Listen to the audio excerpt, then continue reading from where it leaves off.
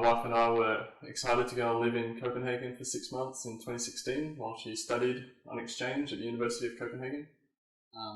We'd heard that Copenhagen's a great city to live in and did some reading up about Danish culture and found out how different it is to Australian culture.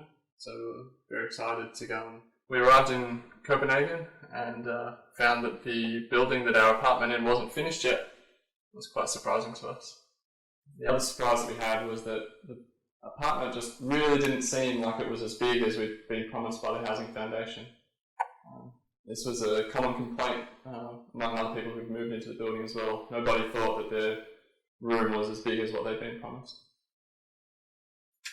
In reading the Housing Foundation's response was that got disappointed and also maybe quite angry.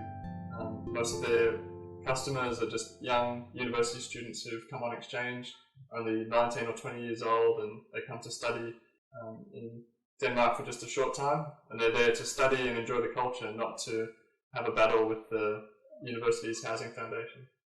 So that upset me quite a bit.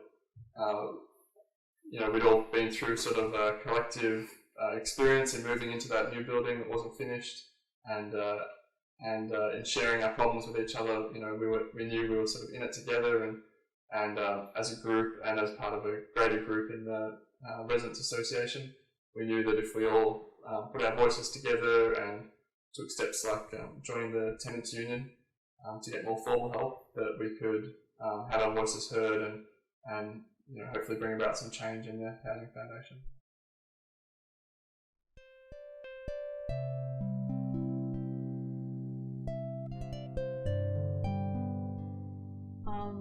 When we first moved in, we really liked our apartment, but as we started to use our facilities and get to know the building and stuff, everything started falling apart pretty much.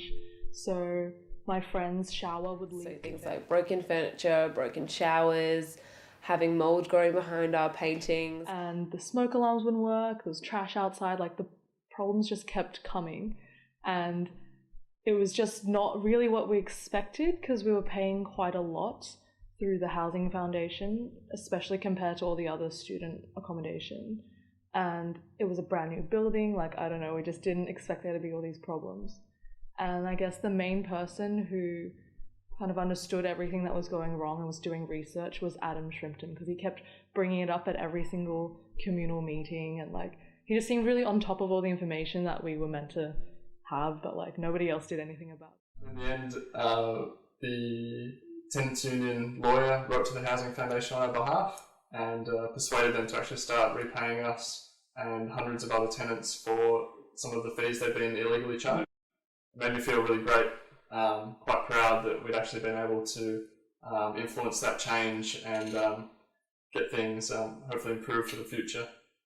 My advice for anyone else who's faced with a similar situation would be just not to give up when they're up against a big organisation like that.